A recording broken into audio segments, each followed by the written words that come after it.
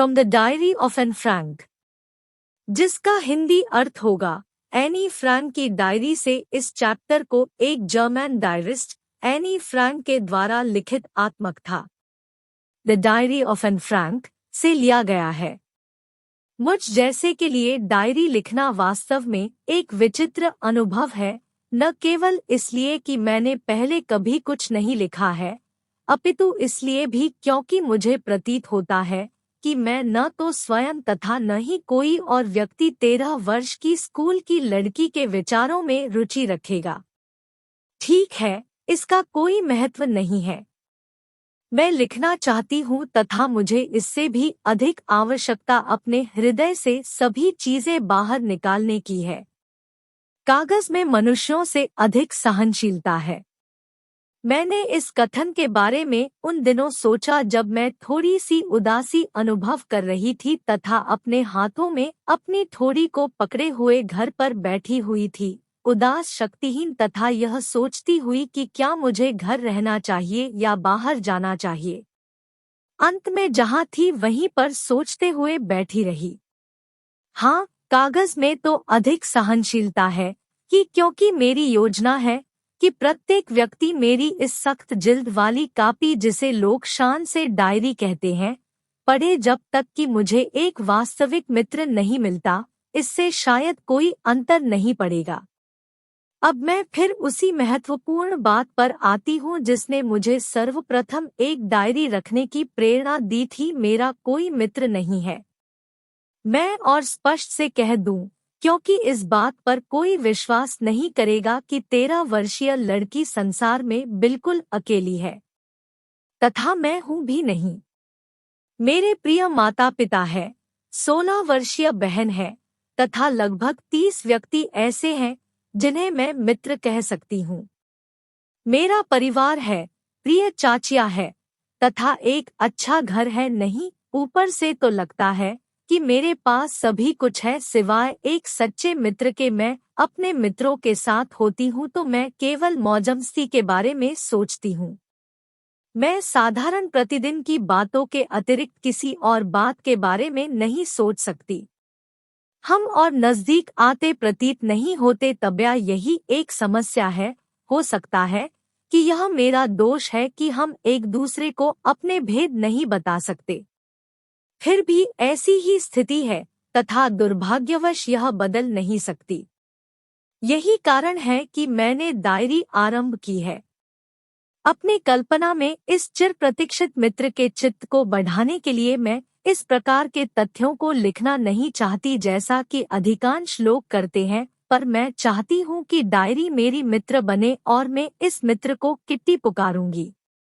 किसी को भी यदि मैं तुरंत कहना चाहूँ, किट्टी को सुनाई गई कहानियों का एक भी शब्द समझ नहीं आएगा। मैं न चाहते हुए भी चाहूंगी कि अपने जीवन का एक संक्षिप्त चित्रण प्रदान करूं। मेरे पिता ने, जिन्हें मैंने सबसे अधिक पूजनीय पाया है, मेरी माता से तब तक विवाह नहीं किया जब तक कि उनकी आयु 36 वर्ष की तथा माता की आयु 25 वर्ष की नहीं हो गई। मेरी बहन मार्गोट का जन्म जर्मनी के शहर फ्रैंकफर्ट में 1926 में हुआ। मेरा जन्म 12 जून 1929 को हुआ। मैं 4 वर्ष की आयु तक फ्रैंकफर्ट में रही। मेरे पिता 1933 में हॉलैंड जाकर बस गए। मेरी माता एडिथ हॉलैंडर फ्रैंक उनके साथ रहने के लिए सितंबर में गई, जबकि मार्गोट तथा मैं अपनी दादी माँ के साथ रहने आचन चली गई। मार्गीट दिसंबर में हॉलैंड चली गई तथा मैं उसके पीछे पीछे फरवरी में उस समय चली गई जबकि मुझे मार्गोट के लिए जन्मदिन के उपहार के रूप में मेज पर रख दिया गया। मैंने तुरंत मॉन्टेसरी नर्सरी स्कूल में पढ़ाई आरंभ कर दी। वहां मैं 6 वर्ष की आयु तक रही। जिस समय मैंने प्रथम कक्षा की पढ़ाई आरंभ की, 6ठी कक्षा में मेरी अध्यापिका, मुख्याध्यापिका श्रीमती क्यूपर्स थी। वर्ष के अंत में जब हमने हृदय को तोड़ने वाली अलविदा कही, उस समय हम दोनों की आंखों में आंसू थे। 1941 की ग्रीष्म ऋतु में दादी माँ बीमार हुई तथा उनका ऑपरेशन करवाना पड़ा। इसलिए मेरा जन्म दिवस बिना उत्सव के गुजरा। दादी माँ की मृत्यु जनवरी 1942 में हुई। कोई नहीं जानता कि मैं उनके बारे में कितना सोचती हूँ तथा अब भी उन्हें प्रेम करती हूँ। 1942 में यह जन्म दिवस उत्सव दूसरे की क्षतिपूर्ति के आशय से मनाया गया तथा दूसरी मोमबत्तियों के साथ दादी माँ की मोमबत्ती भी जलाई गई। हम चारों का स्वास्थ्य अभी भी अच्छा है तथा इसके साथ मैं आज की तारीख 20 जून 1942 पर आती हूँ तथा अपनी डायरी के प्रति पवित्र समर्पण पर। प्रियतम किट्टी, शनिवार 20 जून 1942। हमारी पूरी कक्षा पूर्णतया भय व घबराहट से कांप रही थी। निःसंदेह कारण है आने वाली सभा जिसमें अध्यापक यह निर्णय लेंगे कि कौन अगली कक्षा में जाएगा तथा किसे पीछे ही रखा जाएगा। आधी कक्षा शर्त लगा रही है। जी.एन तथा मैं अपने पीछे दो लड़कों सी.एन तथा जैक्स पर मूर्खता से हंसती हूँ, जिन्होंने छुट्टियों की पूरी बचत को दांव पर लगाने का जोखिम उठाया है।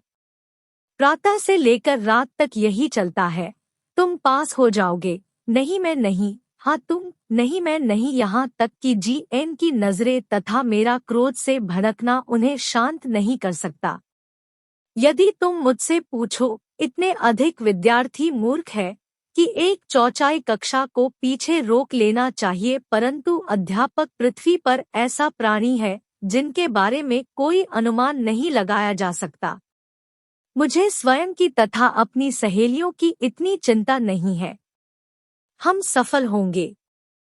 केवल एक विषय गणित के बारे में निश्चित नहीं हूँ। फिर भी हम केवल प्रतीक्षा ही तो कर सकते हैं। तब तक एक दूसरे को साहस न छोड़ने कहते रहते हैं।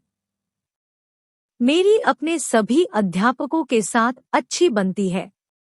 वे संख्या में 9 हैं, जिसमें 7 पुरुष व 2 महिलाएं।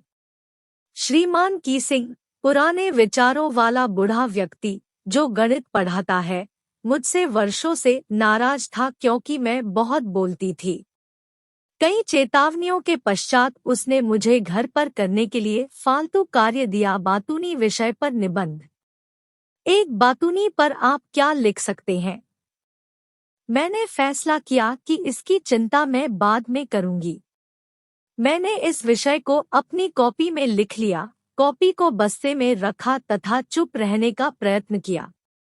उस सायं को घर का दूसरा कार्य समाप्त करने के पश्चात निबंध के बारे में लिखे शब्दों पर मेरी नजर पड़ी। अपने पेन की नोक को चबाते हुए मैंने इस विषय के बारे में सोचना आरंभ किया। कोई भी शब्दों के बीच अधिक स्थान छोड़कर लिख सकता था, परंतु चालाकी तो इस बात में थी कि बोलने की आवश्यकता को विश्वास दिलाने वाले तर्क से प्रमाणित किया जाए। मैं सोचती रही और सोचती रही तथा अचानक मुझे एक विचार सूझा। मैंने श्रीमान कीसिंग द्वारा कहे गए 3 पृष्ठ लिख दिए तथा मैं संतुष्ट थी। मैंने तर्क दिया कि बोलना तो विद्यार्थी का एक विशेष गुण है तथा मैं इसे यथाशक्ति अपने नियंत्रण में रखूंगी, परंतु मैं अपनी इस आदत को पूर्णतया कभी छोड़ नहीं पाऊंगी। यदि अधिक नहीं तो मेरी माँ भी इतना ही बोलती थी तथा आप विरासत में मिले गुणों के बारे में अधिक कुछ नहीं कर सकते। श्रीमान कीसिंग मेरे तर्क पर बहुत हंसे, पर जब मैं अगले पाठ में फिर बोलने लगी तब उन्होंने मुझे एक और निबंध दे दिया। इस बार यह था एक ऐसा बातूनी जिसे सुधारा न जा सके। मैंने यह भी लिखकर दे दिया तथा श्रीमान कीसिंग ने अगले 2 पूरे पाठों तक शिकायत नहीं की, पर तीसरे पाठ के दौरान काफी हो चुका था। कक्षा में बोलने के लिए दंड के रूप में quack quack quack mistress chatterbox ने कहा, विषय पर निबंध लिखो। कक्षा में शोर हुआ।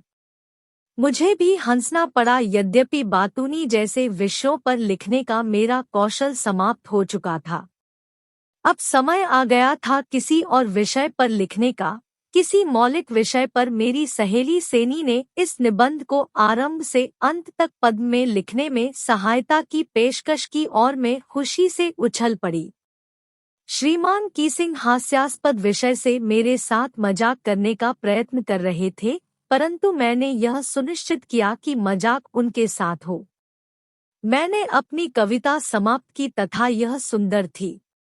यह एक माता बत्तख थी, व पिता हंस तथा 3 छोटे बच्चों के बारे में थी, जिन्हें पिता ने काट कर इसलिए मार डाला था क्योंकि वे बहुत बोलते थे। सौभाग्य से श्रीमान कीसिंग ने मजाक तुरंत पकड़ लिया। उसने अपनी टिप्पणी को जोड़कर उस कविता को कक्षा में सुनाया तथा दूसरी कक्षाओं में भी सुनाया। तब से अब तक मुझे बोलने की अनुमति है तथा मुझे कोई फालतू घर का कार्य नहीं दिया गया। इसके विपरीत कीसिंग आजकल सदैव मजाक करते रहते हैं। थैंक्स। वीडियो देखने के लिए आपका बहुत बहुत धन्यवाद। आपका दिन शुभ हो, भगवान आपका भला करे।